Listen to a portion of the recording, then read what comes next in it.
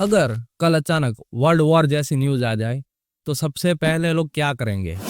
वे अपनी मम्मी को कॉल नहीं करेंगे, वे अपने पड़ोसियों का हाल भी नहीं पूछेंगे, वे अपना ट्रेडिंग ऐप खोलेंगे, क्योंकि फाइनेंशियल एंजाइटी यही करती है।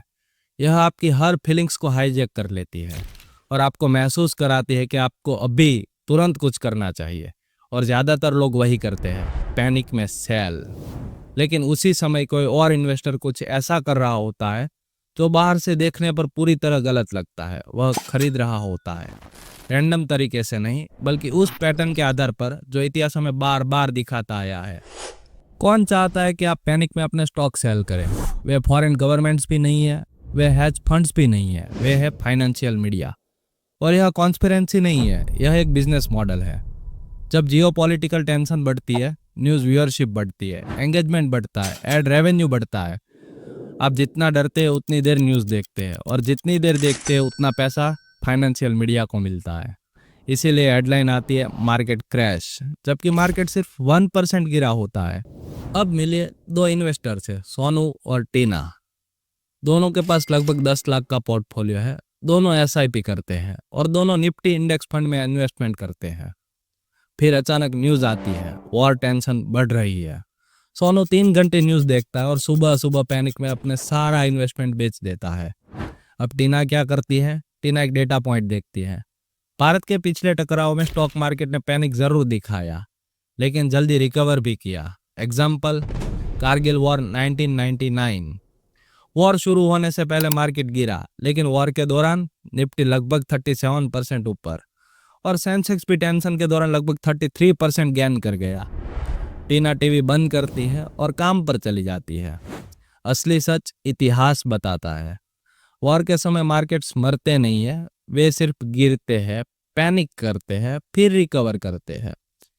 इंडियन मार्केट में भी यही पैटर्न दिखा है। इंडिया पाकिस्तान वॉर में मार्केट करेक्शन औसतन 3% से लेकर 7% तक रहा है और उसके बाद बढ़िया सी रिकवरी आई है।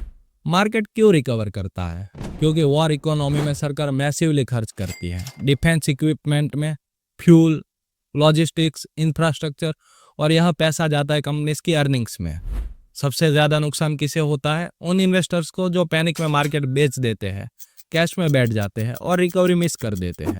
एक शॉकिंग डेटा, अगर आपने 1 लाख निफ्टी में इन्वेस्ट किया होता और 20 साल इन्वेस्ट रहता तो यह लगभग 18.5 लाख बन जाता। लेकिन अगर आपने मार्केट के सिर्फ 10 बढ़िया दिन को मिस किया तो आपका कॉर्पस गिरकर लगभग 9 लाख रह जाएगा, यानी रिटर्न्स आधे हो जाएंगे। और प्रॉब्लम यही है कि बेस्ट डेज अक्सर क्रैश के तुरंत बाद आते हैं। अब टीना क्या करती है? टीना पैनिक नहीं करती, वह अपने पोर्टफोलियो को रिस्ट्रक्चर करती है।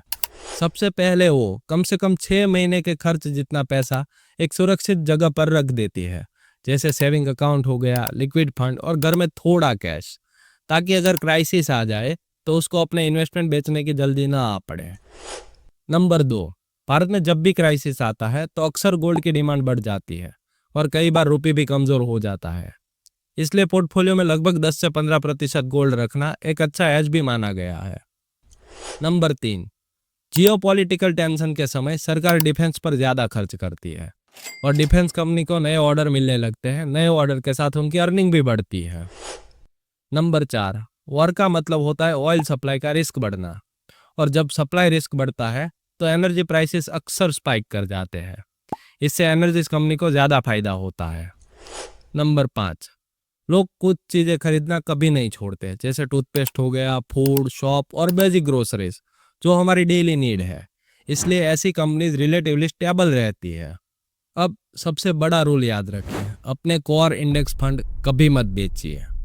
इंडिया में लॉन्ग टर्म डेटा दिखाता है, निफ्टी ने लगभग 13 to 14% CAGR long term return दिया है। सोनू ने क्या किया? सोनू ने पैनिक में सेल किया, कैश में बैठा रहा और रिकवरी मिस कर दी।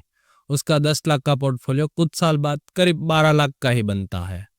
और अब टीना का क्या हुआ? टीना ने SIP जारी रखी, गिरावट में भी खरीदी की। उसका 10 लाख का पोर्टफोलियो कुछ साल में 20 लाख के आसपास पहुंच जाता है, ऑलमोस्ट डबल। टीना इसलिए नहीं जीती क्योंकि उसने परफेक्ट स्टॉक चुना था, वह जीती इसीलिए क्योंकि जब सोनू डर रहा था तब वह इन्वेस्ट कर रही थी। सोनू ने पैनिक खरीदा और टीना ने अपॉर्चुनिटी खरीदी, इसीलिए टीना जीती।